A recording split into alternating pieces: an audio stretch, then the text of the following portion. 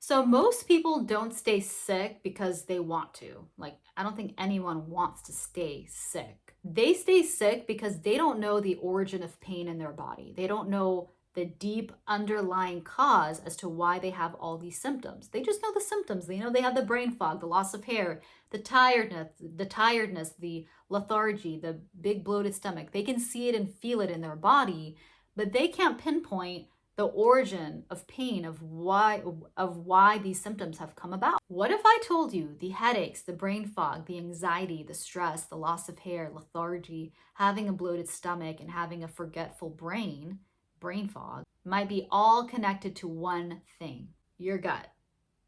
And the scary part, many people spend years trying to fix the symptoms while completely ignoring the source. Today, I'm going to show you guys why people stay stuck in the same cycle over and over again, and what I realized, what I caught myself during that cycle as well. What people need to understand is that the gut and the brain are both best friends. They are constantly talking to each other all day long, and it's not because of happenstance. It's because there's a vagus nerve, a nerve that is connected all the way from the brain to all the way down to your gut, and they send signals to each other all day long.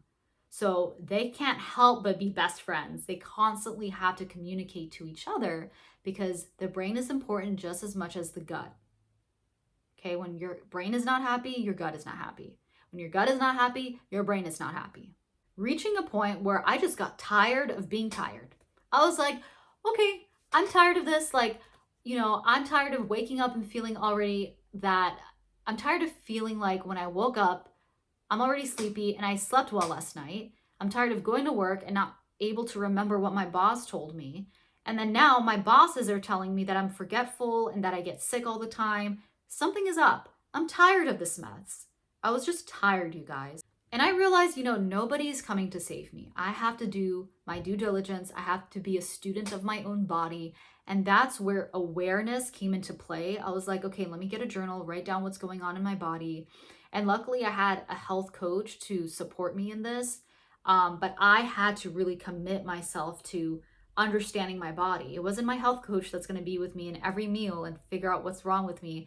I had to be very attuned to what I was feeding into my body and write it down in my journal. So I did like an elimination diet where I just got rid of a lot of stuff.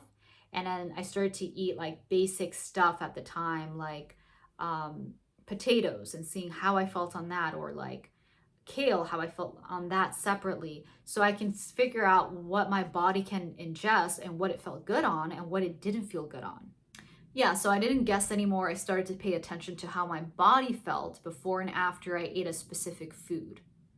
Now, I couldn't just incorporate all kinds of foods. I had to really eliminate a lot of foods first that I thought would be irritants, and then just focus on the main foods that would be good, that are good for me, right? And then when I switched from being plant-based to the carnivore diet, that happened overnight. And that's when I started to say to myself, okay, well, let me get rid of all the kale and all the potatoes and the spinach, and let me just focus on eating meat and eggs and milk and cheese and see how I feel on those. And come to find out, I did not do well on cheese and I did not do well on milk, even raw milk at that time. Now I drink raw milk, but at that time when I had severe gut issues, I could not do raw milk. And I could not do a lot of sugar, even a lot of fruits. And I took out the potatoes, but I did very well on meat. When I ate my first steak even, I felt amazing during it. Like my brain lit up. It like, if you could see a brain that could be lit up with light, that's how it felt like to me. And after within 20 minutes of eating the steak, I felt alive. I felt energized, satiated, and at peace. My mind was just a lot more calm and didn't feel anxious. So this is the thing, your body talks to you every day, you guys. You just probably don't listen. You're not slowing down and paying attention to what your body is trying to communicate to you. Even when you feel bad, your body's trying to tell you something like, yo, like something is up here. Like, you're low on fuel, your engine is exhausted. Like, you got to pay attention to your body like you would for a car. And sometimes you guys pay attention to your own car better than to your own body. The biggest lesson I can tell you from my own health journey to incorporate into your life is to be aware.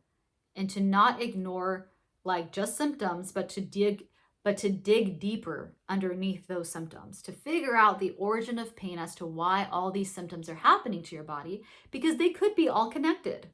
I know most people want a quick fix, but first be aware.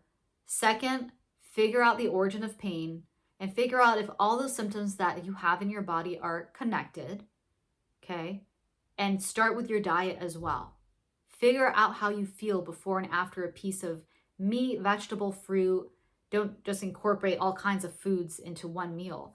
Figure out what your body feels great on, what your body doesn't feel so great on. If you're someone who's on the struggle bus and you don't know how to figure out your gut issues, I can help you. I specifically created a free video guide just for you about the 7 mistakes that you are committing that is not healing your gut. I posted it down below in the description box, okay? Have an amazing day. I will see you in the next video. Bye for now.